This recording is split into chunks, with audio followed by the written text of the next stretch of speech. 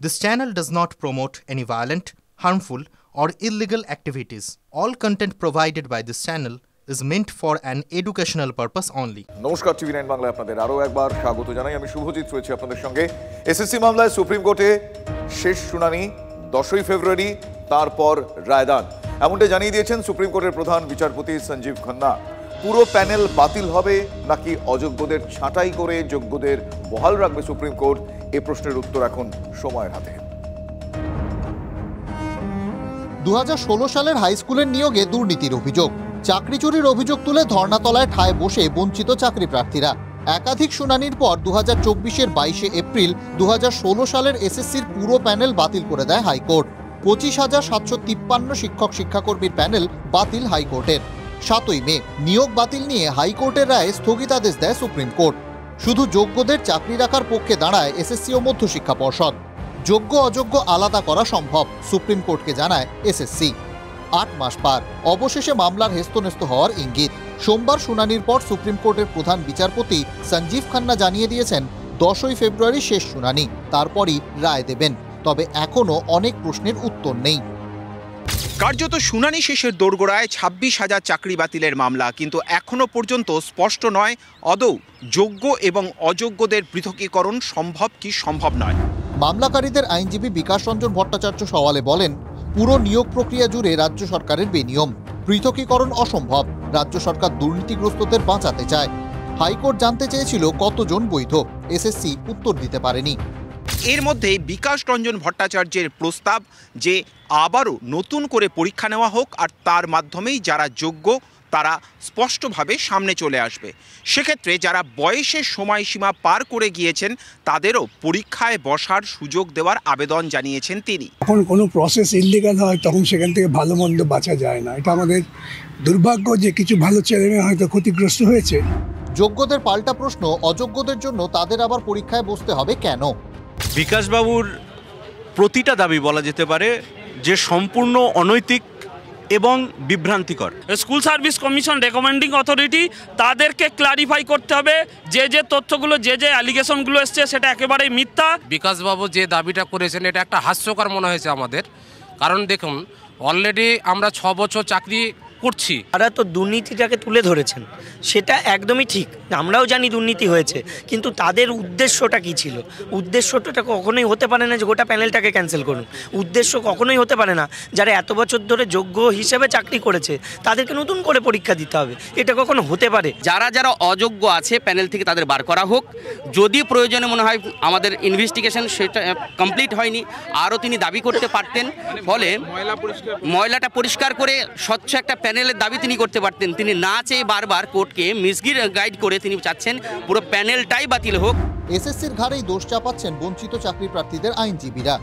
Supreme court একটা খুব important observation দিচ্ছে যে একটাও আনডিজার্ভিং ক্যান্ডিডেট যদি চাকরি করে সেটা একটা সমাজের পক্ষে ক্ষতিকর। স্কুল সার্ভিস কমিশন, বোর্ড এবং সরকার তারাই একমাত্র পারে সেগ্রিগেশন করতে।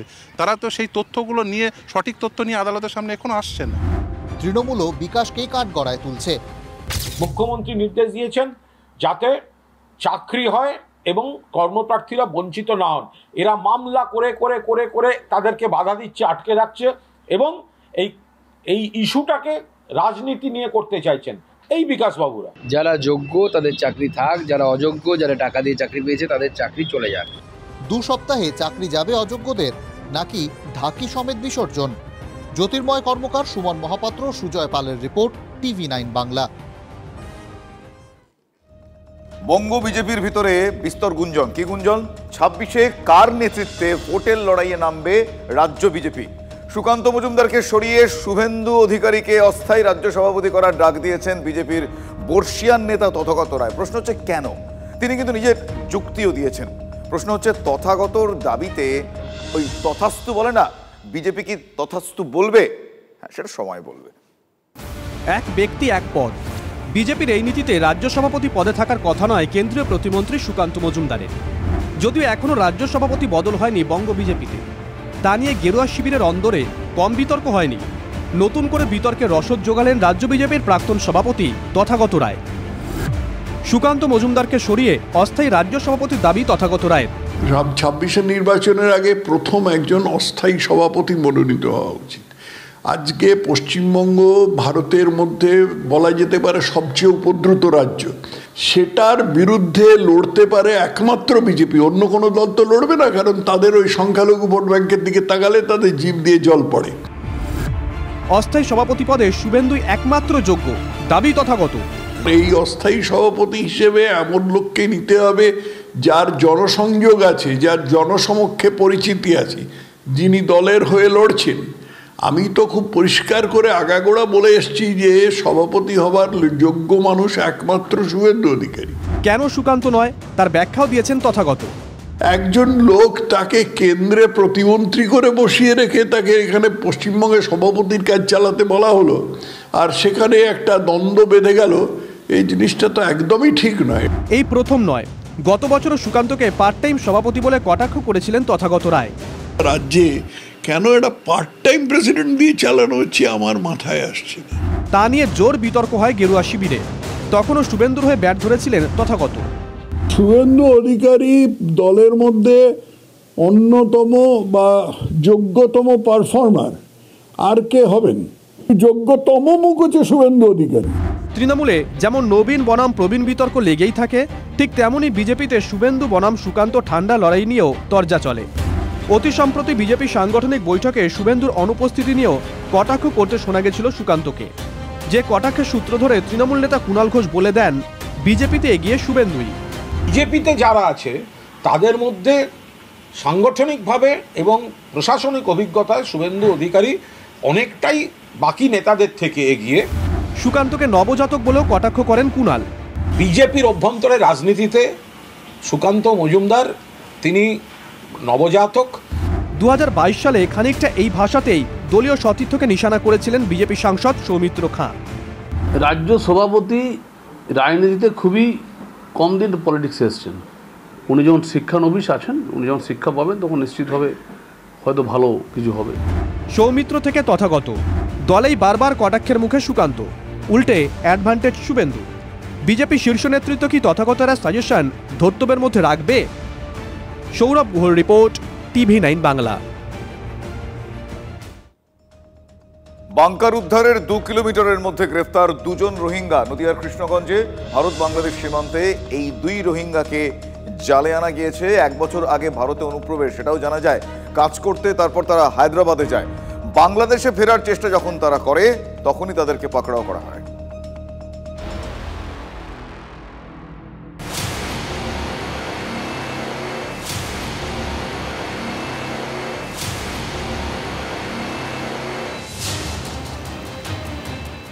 নদিয়ার ভারত বাংলাদেশ সীমান্তে মাটির নিচে লুকোনো 4 বাংকার থেকে বিপুল পরিমাণে মাদক উদ্ধার করেছে বিএসএফ। নদিয়ার কৃষ্ণগঞ্জ থানা এলাকায় স্থানীয় লালটু মহারাজের 2 বিঘা জমিতে সেই বাংকারের হদিশ মেলার পর থেকেই এলাকায় ঘোরাঘুরি করতে দেখা যাচ্ছিল দুজনকে। 1-2 দিন ধরে তা লক্ষ্য করেন স্থানীয় মানুষ। সন্দেহজনক গতিবিধি দেখে তারা পুলিশে খবর দেন। বৈধ কাগজপত্র না থাকায় ওই 2 ব্যক্তিকে গ্রেপ্তার করে পুলিশ। পুলিশ সূত্রে খবর, ধৃত 2 যুবক রোহিঙ্গা। ধৃতদের নাম মোহাম্মদ যাদব এবং মোহাম্মদ নূর। 1 বছর আগে তারা অবৈধভাবে ভারতে প্রবেশ করেছিলেন। এরপর তারা হায়দ্রাবাদ গেছিলেন কাজের উদ্দেশ্যে। এবার তারা বাংলাদেশে পালানোর ছক কষছিলেন বলে দাবি পুলিশের তরফ থেকে। তদন্তকারীদের একটি সূত্রের দাবি, ধৃতরা জানিয়েছেন তারা মূলত মায়ানমারের বাসিন্দা। বাংলাদেশের রোহিঙ্গা শিবিরে কিছুদিন ছিলেন। তারা ভারতে এসেছিলেন গত বছর। বর্তমান পরিস্থিতিতে সীমান্ত পেরিয়ে ওপারে যেতে চাইছেন তারা। এর জন্য এক ব্যক্তির সঙ্গে তাদের যোগাযোগও হয়েছিল। তার মধ্যেই রবিবার রাতে ভজনঘাট এলাকা থেকে তাদেরকে গ্রেপ্তার করে পুলিশ। कहाँ से आया हो? बर्मा से। बर्मा से किस लिए आया था यहाँ पर? काम करने आया था। कहाँ काम करने के लिए आया था? इंडिया पर। इंडिया पर। बांग्ला में क्या कैसे आया आप? हैदराबाद से आया था। वहाँ बांग्लादेश कैंप में जाने के लिए हैदराबाद से यहाँ पर आया। चले लो। हैदराबाद से आया हो? जी। कुमारी कहाँ है? मेरा घर बर्मा में। बर्मा? क्या पास में आएगा? कुतवालम। জানাই যে হায়দ্রাবাদে তারা একটা কাজ করছিলেন এবং সেখান থেকে বর্তমান যে পরিস্থিতি তৈরি হয়েছে, ভয়ে আতঙ্কে তারা বাংলাদেশে আবার ফিরে যাবার পরিকল্পনা করছিলেন। আর এই পরিকল্পনা ছকের মধ্যে কিন্তু 26শে জানুয়ারি প্রজাতন্ত্র দিবস, সীমান্তে কঠোর নিরাপত্তা ব্যবস্থা রয়েছে এবং বাংকার উদ্ধার হয়েছে। তারই ফলে তারা এখানে থেকে বাংলাদেশে যেতে পারেনি, তাই এই এলাকায় ঘোরাফেরা করছে। স্বাভাবিকভাবে সেই প্রশ্নটাই আবার সামনে আসছে, এই বাংকারের ঘটনা। তাহলে কি এই সকল অনুপ্রবেশকারীরা বা এরা এই সকল বাড়িতেই আশ্রয় নিত? এগুলো গোটাটাই তো ব্যাখ্যা দিতে হবে বিএসএফকে, কারণ বর্ডারটা পাহারা দেয় বিএসএফ। বর্ডার যদি পাহারা দেয় বিএসএফ, বর্ডার হচ্ছে বিএসএফের দায়িত্ব, বর্ডার থেকে 50 কিলোমিটার হচ্ছে বিএসএফের দায়িত্ব, তো তাহলে কেন রোহিঙ্গা ঢুকছে, কেন বাংকার হচ্ছে, তার উত্তর দেবে অন্য কেউ? এটা তো হতে পারে না। কেন্দ্রীয় সংস্থা বা বিএসএফ বা এই ধরনের যে কোনো বডি তখনই ভালো কাজ করতে পারে বা সেই সমস্ত রাজ্যে ভালো কাজ করে যেই সমস্ত রাজ্যে রাজ্য সরকার সেই বিএসএফের সাথে সহযোগিতা করে এবং একসাথে কাজ করে। দুটো ফোর্স একসাথে কাজ না করলে, পুলিশ এবং বিএসএফ একসাথে কাজ না করলে কোথাও বিএসএফ সফল হতে পারবে না। একই টুঙ্গি সীমান্তের কাছাকাছি এলাকায় ভূগর্ভস্থ 4টি বাংকারের খোঁজ পাওয়া গেছে। সেখান থেকে কমপক্ষে 1 কোটি টাকা বাজার মূল্যের বেআইনি কাপসিরা বাজেয়াপ্ত করা হয়েছে। টুঙ্গি সীমান্তের কাঁটাতারহীন এলাকা সোনা এবং নিষিদ্ধ কাশির সিরাপ চোরাচালানের ট্রানজিট রুট। গোপন বাংকারই কি অনুপ্রবেশকারীদের নিরাপদ আশ্রয়? সময় যতই গড়াচ্ছে ততই এমন নানা প্রশ্ন উঠছে। বাংকারের রহস্য বেঁধে চলছে জোর তদন্ত। তারই মাঝে 2 রোহিঙ্গা গ্রেপ্তারির ঘটনায় বেশ চিন্তিত তদন্তকারীরা। নদিয়া থেকে মহাদেব কুণ্ডুর রিপোর্ট, TV9 বাংলা।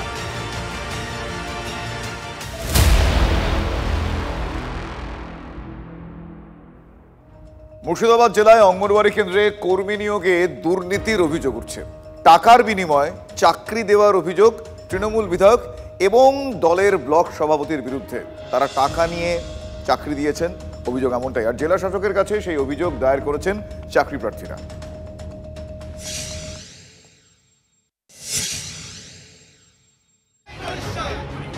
শিক্ষক নিয়োগ দুর্নীতি নিয়ে উত্তাল হয়েছে রাজ্য। শাসক দলের নেতা মন্ত্রীরা জেলে গেছেন, ফের নিয়োগে দুর্নীতির অভিযোগ উঠল। অঙ্গনওয়াড়ি কেন্দ্রে টাকার বিনিময়ে চাকরি দেওয়ার অভিযোগ ওঠে। কয়েক মাস আগে অঙ্গনওয়াড়ি কর্মী ও সহায়ক পদে নিয়োগ হয়েছে। মুর্শিদাবাদ জেলায় অঙ্গনওয়াড়ি কেন্দ্রে নিয়োগ দুর্নীতির অভিযোগ ওঠে। অভিযোগ, নবগ্রামের তৃণমূল বিধায়ক ও বহরমপুর পূর্বের তৃণমূল ব্লক সভাপতি টাকার বিনিময়ে চাকরি দিয়েছেন। অভিযোগ উঠেছে তৃণমূল নেতাদের পরিবারের সদস্যদের চাকরি পাইয়ে দেওয়া হয়েছে। বিধায়ক ও ব্লক সভাপতি অবশ্য গোটা বিষয়টাকেই চক্রান্ত বলছেন। এটা একটা পরিকল্পিত, আমাদের ভাবমূর্তি নষ্ট করা, পার্টির ভাবমূর্তি নষ্ট করা, এবং সর্বোপরি হচ্ছে আগামী নির্বাচন, তো সেই নির্বাচনে অনেকে ভোটে দাঁড়াতে চায়, স্বাদ আছে, একটা চক্রান্তমূলকভাবে এই সমস্ত কার্যকলাপ হচ্ছে। সুতরাং কোনো অভিযোগ যদি কেউ করে থাকে সেটা তদন্ত হবে এবং প্রমাণ করার দায়িত্ব তার। তো যারা অভিযোগটা করেছে, আমি অনুরোধ করব আপনাদেরকে, আপনারা তাদের বাড়িতে গিয়ে খোঁজ নিন, তারা কি সত্যিকারই অভিযোগ করেছে না এটা চক্রান্ত করে তাদের নাম দিয়ে কেউ করিয়ে দিয়েছে। আর এ নিয়েই সরব হয়েছে বিরোধীরা। তৃণমূলের নেতা বিধায়করা চাকরি দেওয়ার নামে প্রভাব বিস্তার করবে না, এরা ঠিক অনেকটা সোনার পাথরের বাটির মতো। নেতাদের রেকমেন্ডেশন ছাড়া কোনো সাধারণ বেকার ছেলে মেয়ে চাকরি হওয়া অসম্ভব। জেলা শাসকের কাছে লিখিত অভিযোগ দায়ের করেন চাকরি প্রার্থীরা। মুর্শিদাবাদ থেকে কৌশিক ঘোষের রিপোর্ট, TV9 বাংলা। আপনাদের নিশ্চয়ই মনে আছে পড়ুয়াদের ওই ট্যাব সংক্রান্ত দুর্নীতি, ট্যাবের টাকা নিয়ে দুর্নীতি, ক্ষোভ বিক্ষোভ, কত কি হয়েছে। এবার এই ট্যাব দুর্নীতির মতোই, মানে এই ট্যাব দুর্নীতির আদলে এই অ্যাকাউন্টে জালিয়াতির মাধ্যমে বাংলা আবাস যোজনার টাকা লোপাট হয়ে গিয়েছে, অভিযোগ এমনটাই। শুধু তাই নয়, এর সঙ্গে আবার জুড়ে গিয়েছে কাটমানির অভিযোগ। এখানেও আবার সেই রাজ্যের শাসক দল কানেকশন পাওয়া গিয়েছে।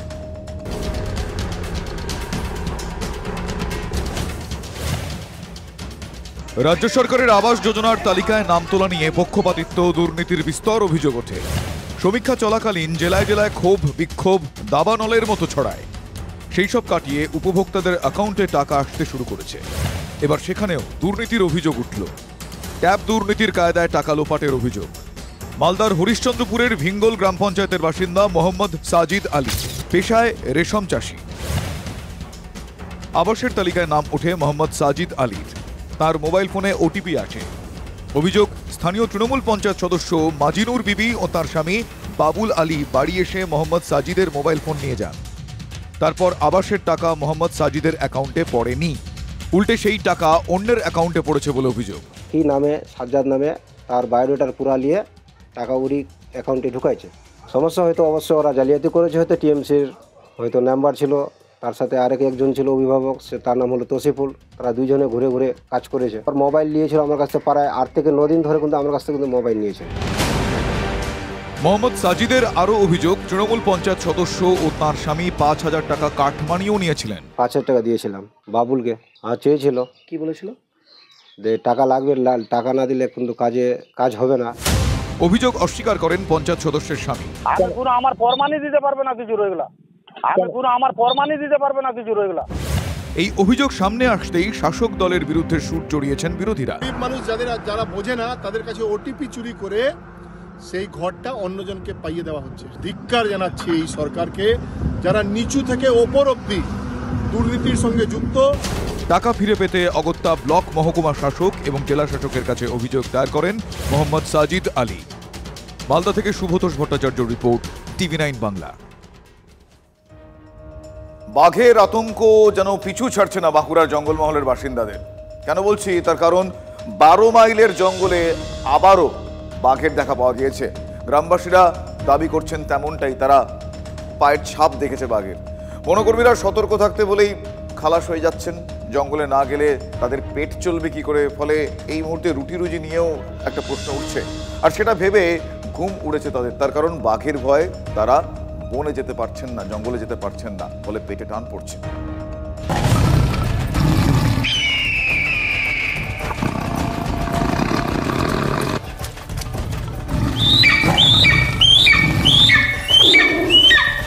গত বছরের শেষে জিনাত ধরা পড়তে হাফ ছেড়ে বেঁচেছিলেন বাঁকুড়ার জঙ্গলমহলের বাসিন্দারা। 1 মাসও কাটেনি, এবার জিনাতের প্রেমিকের ভয়ে কাটা গ্রামবাসীরা।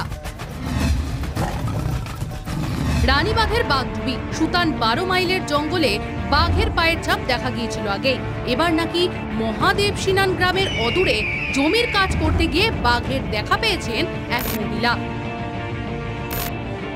এই গ্রামের পাশেই যে ফাঁকা জমি রয়েছে, জঙ্গল লাগোয়া জমি, এই জমিতেই কাজ করছিলেন একজন মহিলা এবং সেই জমিতে কাজ করার সময় বিকেলের দিকে এই জঙ্গলেই বাঘের দেখা পান তিনি, অন্তত তেমনটাই দাবি। তো দিদিটা তো কালকে ওইখানে কাল্লা বাড়িয়ে ওই কাজ করছিল, তো তারপরে ওর আওয়াজ শুনে বলছে নেক্সটটা আমি দেখতে পেয়েছিলাম, তো ভয়ে আমি ছুটে দিয়েছি। তাহলে আর কি সেই কি উনি কি দাঁড়িয়ে দেখবেন কি, সে তো ওনারও তো ভয় আছে। বাঘ দেখার এই বর্ণনা শুনে আতঙ্কে কাঁপছে গোটা মহাদেব সিনান গ্রাম। দিনে দুপুরে দুয়ার এঁটে বসে থাকতে হচ্ছে বাসিন্দাদের। বন্ধ হয়েছে চাষবাস, জঙ্গলে কাঠ কুড়োতে যাওয়া। এই গোটা এলাকা অর্থাৎ রানীবাঁধ ব্লক, বারিকুল থানা এলাকা এবং রায়পুর থানা এলাকা, সারেঙ্গা থানা এলাকা, এই এলাকার বিস্তীর্ণ এলাকা জঙ্গলে ঘেরা। এই জঙ্গল ঘেরা এলাকার মানুষের কাজকর্ম একদিকে ক্ষতিগ্রস্ত হচ্ছে, সাধারণ মানুষের যে জীবনযাত্রা, সাধারণ জীবনযাত্রা, সেই জীবনযাত্রা ক্ষতিগ্রস্ত হচ্ছে। আগের ভয়ে আমরা ঘর থেকে বেরোতে পারছি না। আমাদের মেয়ে ছেলেরা সব জঙ্গলে যায় পাতা তুলতে, শুকনো কাঠ আনতে।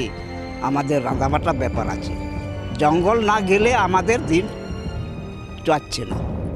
কিন্তু আমাদের কাজকর্ম সেই আতঙ্কে আমাদের বন্ধ হয়ে গেছে।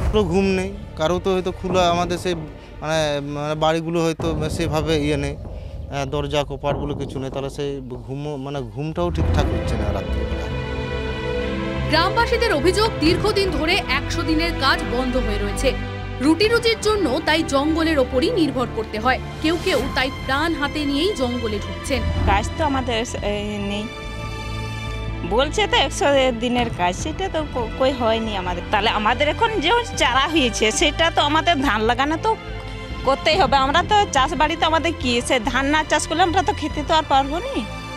তো কাজকর্ম ক্ষতি করে কি করব এখন। বন দপ্তরের তরফে এলাকার মানুষকে অযথা আতঙ্কিত না হয়ে সতর্ক থাকতে বলা হয়েছে, কিন্তু 4 দিন ধরে দাপিয়ে বেড়ালেও জিনাতের প্রেমিককে এখনো ট্র্যাক করে উঠতে পারেননি বনকর্মীরা। শিল্পকলায় তার অবদানের স্বীকৃতি, পদ্মশ্রী পুরস্কারে সম্মানিত নৃত্যশিল্পী অভিনেত্রী মমতা শঙ্কর, সম্মানে আপ্লুত শিল্পী সত্যজিৎ রায়, মৃণাল সেন থেকে নিজের স্কুলের প্রতি কৃতজ্ঞতা মমতা শঙ্করের। যে বাড়িতে তুমি জন্মেছো সেখানে 3টে পদ্ম সম্মান রয়েছে, তোমার কিরকম লাগছে? এটা বাবা পেয়েছেন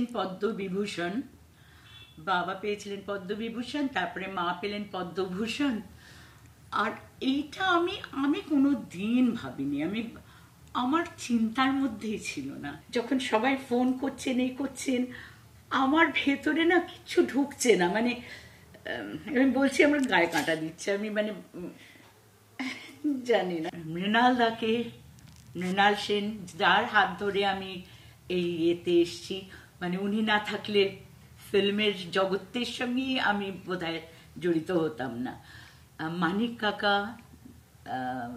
রাজা মিত্র, বুদ্ধ দেবদা, ঋতুপর্ণ, সবাইকে মানে, এবং আমি সত্যি বলবো যে এটার জন্য আমি আমার school, Gokhale Memorial girls school, আমি সেখানকার যত টিচাররা আছেন, যাদের কাছ থেকে আমি যেখানে যতটুকু শিখেছি, তাদের প্রত্যেককে ধন্যবাদ জানাচ্ছি। যে এটা আমি মনে করি তাদের আশীর্বাদে আমি এটা পেয়েছি।